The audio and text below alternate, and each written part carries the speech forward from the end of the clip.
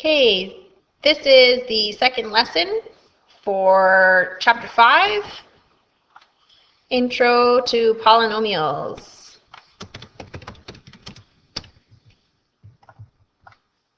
There we go, that's better.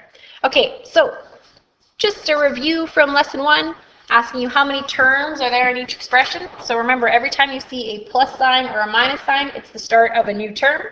So this has 3 terms, so it would be called a trinomial.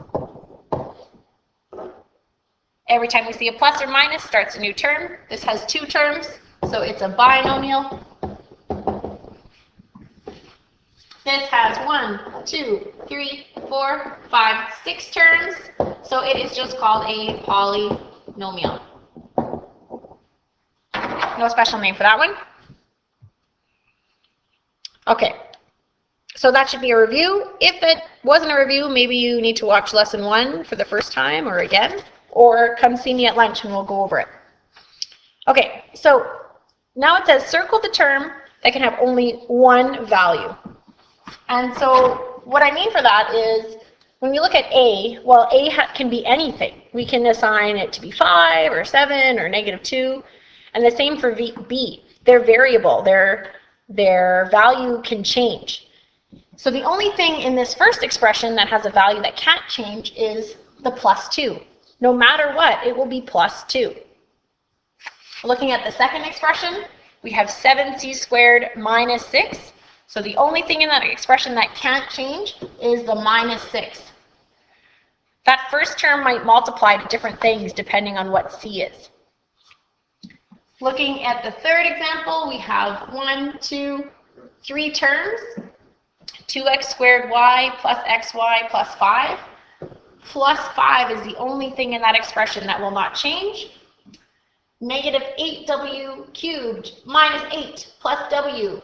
-8 is the only thing that will not change. That value will remain. We would say that the value stays constant. So because the value stays constant and does not change, these values are known as constants. Their values never change, ever. Never, ever, ever, ever, ever, ever. Okay, so in case you caught that, constants is one of your key terms. You need to know that. Your next key term is coefficients.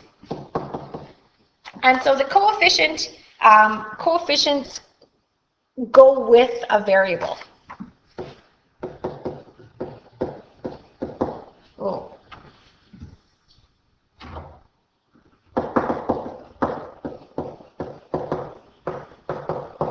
They are also known as a multiplier because they multiply the variable.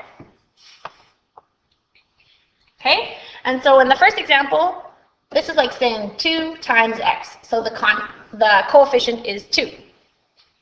We have 5 times x squared times y squared. 5 is the coefficient. -7 times t to the power 4. So -7 is the coefficient. Notice that the sign goes with the value. 4 times a times b times c. 4 is the coefficient. And -14 times x cubed times y cubed times z cubed. -14 is the coefficient. If you just said 14, you'd only be partly correct. So coefficient is another keyword, key term that you do need to know. Okay, we're going to investigate the exponents. And so on the first example, we have an exponent of 2. That means our variable x is repeated twice. For b, we have an exponent that's not really shown. If the exponent isn't there, it's an exponent of 1, so that means x is there one times. On c, we have an exponent of 5, so our base of y would be repeated 5 times. On d, we have an exponent of 13, and on k, we have an exponent of 1. So being able to recognize the exponents is important, and especially on these examples, many of you will say, oh, there's no number written there, so the exponent is 0. It's not. We just don't write the 1. It just means that it's there one time. So we don't write an exponent of 1. If we were saying an exponent of 0, remember anything to an exponent of 0 has a value of just 1. Okay? And we would need to actually show the exponent of 0. Okay, another keyword. I told you there's a lot of vocab in this one. And so the degree of the term is the sum, and sum is when we add the exponents on the variables in a term. So it's only on the variables. If the constant had an exponent, we would ignore it. And we only add them within a term. So notice all these examples below are monomials. They only have one term. If we had multiple terms, we would only add within the term. We wouldn't jump across terms to add. So in the first example, it's nice and easy. We have x to the power of 3. So this is a degree 3 polynomial.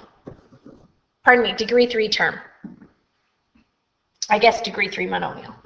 When we look at the second example, we have squared and squared, so we need to add. So this term has a degree of 4. We need to add the exponents. When we go to the next example, we don't worry about the coefficient. We only look at the variables. So we have a degree of 5. Again, ignore the coefficient when we're looking for the degree, and we have a degree of 8. On our next example, this is like x to the power of 1 and y to the power of 1. So this gives us a degree of 2. A degree of 9, a degree of 4, and a degree of 1. So the term is a degree 5. Ignore the coefficient, a degree of 1 and a degree of 3. So the term is degree 4. So we're going to start combining terms now and look for the degree in the polynomial. And so the degree in a polynomial, another key term, is equal to the highest degree in the term. So there's no adding across terms. Many of you will confuse finding the degree of a term and defining the degree of a polynomial. So be careful on that. So the first thing I want you to do is you're going to split up the polynomial into the separate terms. So in this one we have 1, 2, 3 terms. We only worry about the degrees on the variables. So we have a degree 2 and we have a degree 1.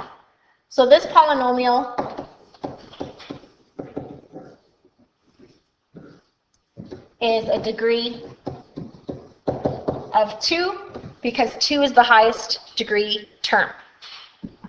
Looking at the second one, splitting it up into the terms, we ignore the coefficients, only looking at the variables, so we have a degree 3 and a degree 1.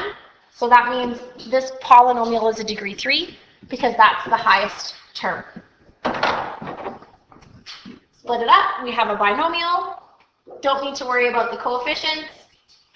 We have a degree 4 and a degree 3. So this polynomial is a degree 4. Again, splitting into terms. We have a degree of 1 and 1, so we have a degree of 2 and a degree 1. So this polynomial is degree 2. We have a degree 2, we have a degree 2, and we don't worry about the constant. So this polynomial is degree 2. Lastly, 2 terms, we have a degree 6 and a degree 5.